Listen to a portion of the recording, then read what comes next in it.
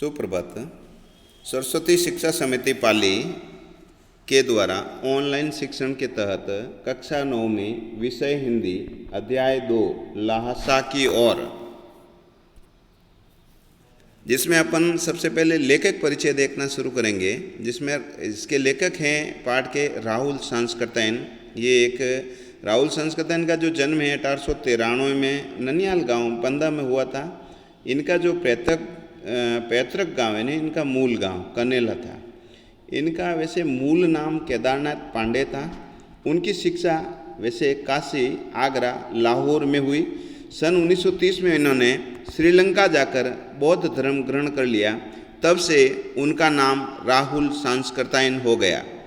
ये राहुल जी जो हैं अनेक भाषाओं के जानकार थे, विविध भाषाओं जिसमें पाली, प्राकृत, अपभ्रंश, तिब्बती, चीनी, जापानी, रूसी सहित अनेक भाषाओं के जानकार माने जाते हैं। इन्होंने अनेक रचनाओं में लेखन का कार्य भी किया, जिसमें उपन्यास, कहानी, आत्मकथा, यात्रा व्रत, जीवनी, आलोचना, शोध और अनेक विधाओं में साहित्य भी इन्होंने लिखा है। लगभग कहते हैं 150 पुस्तकें लिखी, जिनमें कुछ जो प्रसिद्ध रही है, मेरी जीवन यात्रा, 22वीं सदी, वोल्गा से गंगा, भागो नहीं तो दुनिया को बदलो, दिमागी गुलामी, घुमक्कड़ शास्त्र। अपन पाठ का सार देखना शुरू करते हैं। लहासा की ओर पाठ का सार। इस अंश में राहुल जी प्रथम बार तिब्बत यात्रा करने के लिए जाते हैं, जो उन्होंने सन 1929 और 30 में नेपाल के रास्ते से की थी। उस समय भारतीयों को तिब्बत यात्रा की अनुमति वैसे नहीं थी, इसीलिए उन्होंने ये यात्रा एक भिखमंगे के छद्म वेश में की थी। इसमें तिब्बत की राजधानी लहासा की ओर जाने वाले दुर्गम रास्तों का वर्णन है। उन्होंने बहुत ही रोचक शैली में ये वर्णन किया है और इस यात्रा वृत्तांत में हमें उस समय के तिब्बती समाज के बारे में उनकी सांस्कृतिक जानकारी, उनके भौगोलिक परिवेश की जानकारी और उनकी राजनीतिक जानकारी हमें मिलती है। चलते हैं, कुछ कठिन शब्द जिसमें आएंगे देखेंगे। एक डाडा, डाडा जहाँ भी शब्द आएगा, डाडा, थोड़ला, जैसे ऊंची जमीन के लिए डाडा। थोड़ला तिब्बती सीमा का एक स्थान है थोड़ला। बीटे, बीटे मतलब टिल्ले के आकार से, जगह जगह ऊंचे स्थान। कंडे, गाय भैंस गोबर से बने हुए ईंधन जो है, जो काम में लेते हैं ईंधन के रूप में। सत्तू, भुने हुए अन्न जिसमें जौ, चना, आटा रहता है। थुक्पा, ये वहाँ पर मिलता है। सत्तू चावल के साथ में मूली, हड्डी और मांस के साथ में पतली लेई की तरफ पकाया गया खाद्य पदार्थ है। गंडा, गंडे का मतलब ये संस्कृति में जैसे मंत्र पढ़कर कोई काटा हुआ, काट लगाया हुआ धागा या कपड़ा होता है। बढ़िया है ना, भारवाक, मजदूर। सुमति, लेखकों यात्रा में मिला हुआ मंगोल भिक्षुक था। 2 चिट्टे, यहाँ येनम नदी जो चीन में है, इनको पार करने के लिए वहाँ के मजिस्ट्रेट द्वारा परमिशन दी जाती है, राहगीरी दी जाती है। ठीक है ना, जैसे आजकल लॉकडाउन में लोग पहले परमिशन लेके एक राज्य से दूसरे राज्य में जाते थे, वैसे ही पाठ को पढ़ना शुरू करते हैं। मैं पुस्तकें आपके पास में ऑनलाइन है, उपलब्ध है, नहीं हो तो अपने विद्या मंदिर से लिंक से ले लेवें। आप अपनी पुस्तक खोल लेना साथ में, और साथ में मेरी आवाज़ को देखते रहना, सुनते रहना। मैं पाठ का जो मूल बात है, सार है, वो समझाने का प्रयास करूँगा, जिसको आप पूर्ण रूप से समझने का प्रयास करेंगे। तो नेपाल से जो तिब्बत जाने का ये जो रास्ता है, ये सैनिक रास्ता भी है और व्यापारिक भी नहीं, सैनिक रास्ता भी है। इसीलिए जगह जगह फौजी चौकियाँ पहले की बनी हुई हैं, जिनमें चिल्ली पलटन रहा करती थी। आजकल वो खाली पड़े हैं, काफ़ी मकान गिर चुके हैं। दुर्ग के कुछ भागों में किसानों ने अपना बसेरा बना लिया।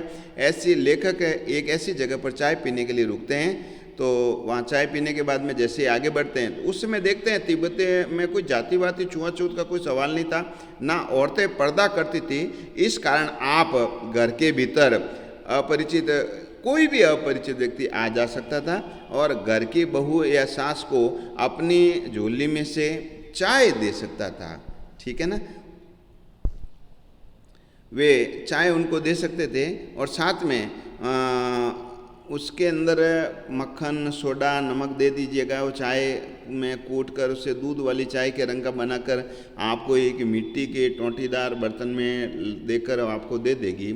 तो ये कवि कहते हैं कि वो परित्यक्त चैनी किले से निकलते ही एक आदमी हमसे वो जो राहदारी यानी परमिशन मिली हुई थी, ये परमिशन लेखक ने सुमति मित्र जो था उनसे उन्होंने लड़वाई थी और जो उस व्यक्ति को उन्होंने दे दी।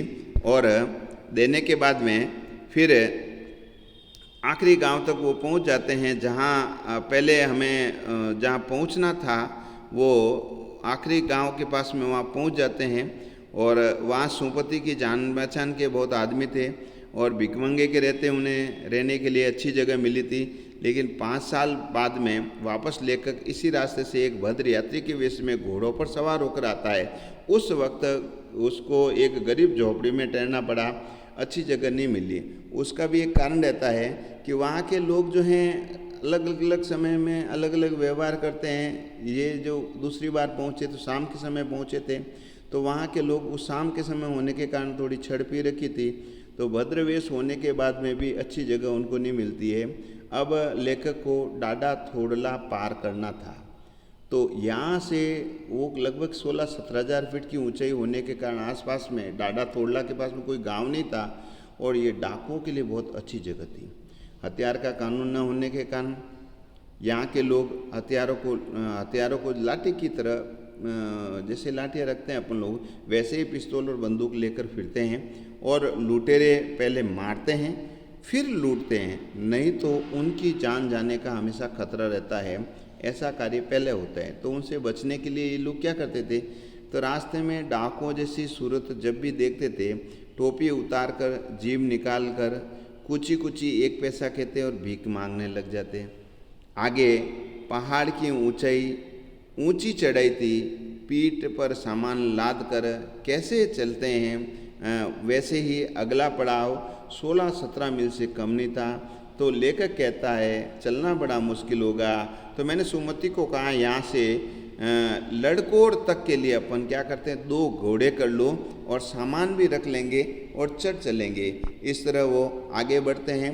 तो दूसरा बिंदु आगे रहेगा, मैंने मेरे हिसाब से बनाए हैं, आपको भी ये याद रह जाएंगे।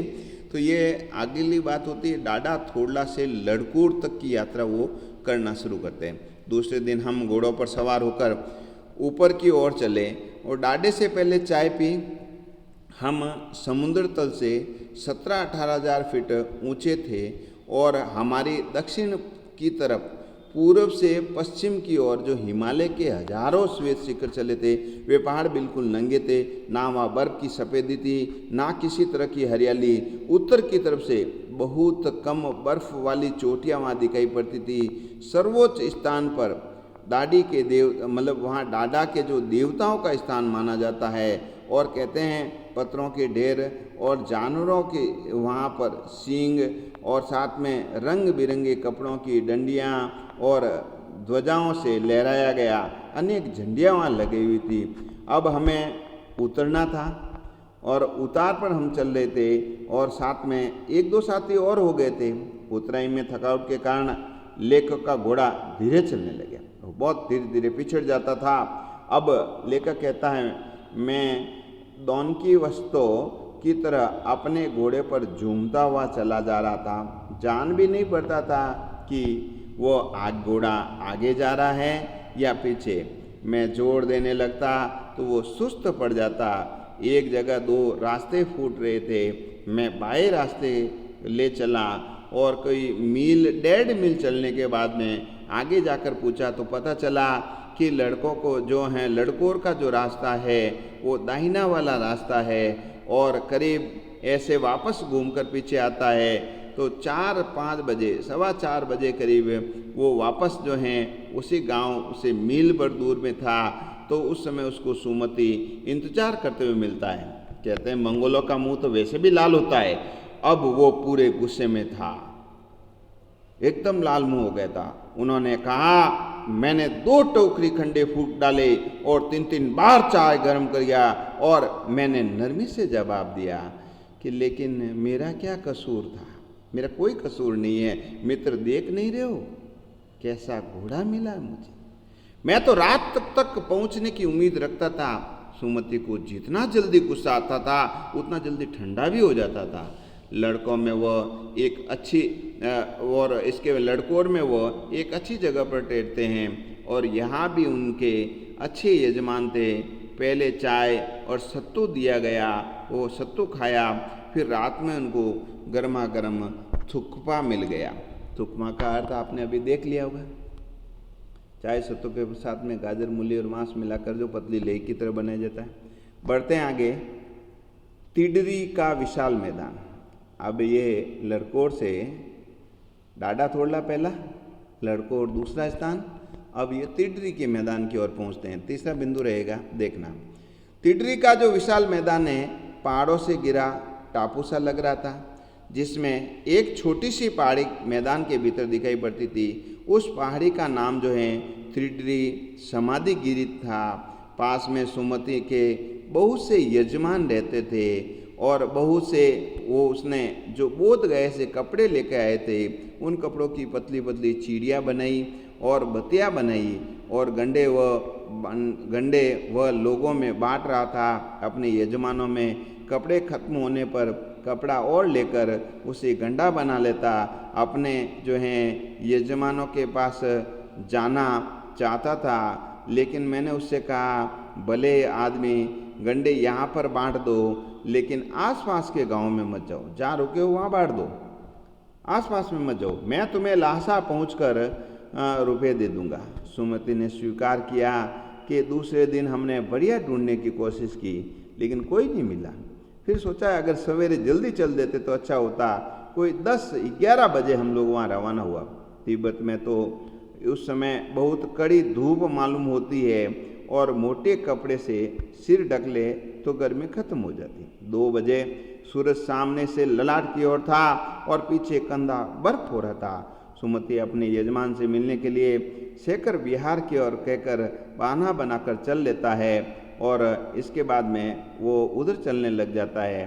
तभी अब तिब्बती समाज की स्थिति देखना। तिब्बत में जो जमीन बहुत अधिक मात्रा में होती है, बहुत छोटे बड़े जागीरदारों में बटी हुई। इन जागीरदारों के द्वारा बहुत ज़्यादा जो हिस्सा है मठों के हाथ में नियंत्रण में था। वो अपनी अपनी जागीरों में हर एक जागीरदार कुछ खेती खुद करता, क्योंकि जिसके लिए मजदूर उनको बेगार में मिल जाते थे। खेती का इंतजाम देखने के लिए वहाँ कोई भिक्षु भेजा जाता था, जिनको हम नमसे कहते थे।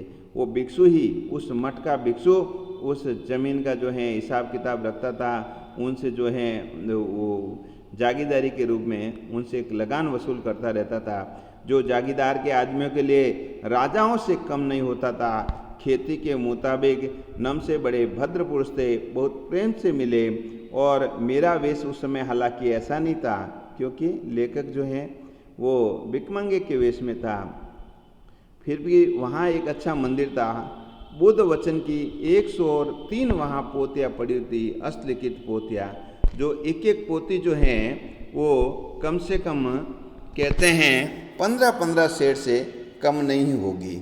और उन पोतियों को लेकर लेखक वहाँ पढ़ने लग जाता है। लेकिन पढ़ने तो बैठ जाता है, पहले तो लेखक सोचता है ये यजमानों के लिए मिलने के लिए जाएगा तो 2-3 दिन लगा देगा, लेकिन वो सुबह से शाम तक वापस आ जाता है। लेखक जैसे ही उसे पोतियों के पास में पहुँचता है, वो पोतियाँ बुद्ध के अनुवाद की थी और हस्तलिखित थी, ठीक है। उसको देखने के लिए पढ़ने के लिए लग जाता है उस समय। और सुमति जो है वापस दोपहर को ही आ जाता है और दोपहर को आने के बाद में लेखक और दोनों ये चल लेते हैं। इस तरह मैंने पाठ का जो पूरा सार आपको समझाया है, पढ़ाया है। अगले जो अध्याय में, अगले लेसन में अपन इस पाठ के प्रश्नोत्तर करेंगे और प्रश्नोत्तर को समझने का प्रयास अपन करेंगे। तब तक के लिए धन्यवाद।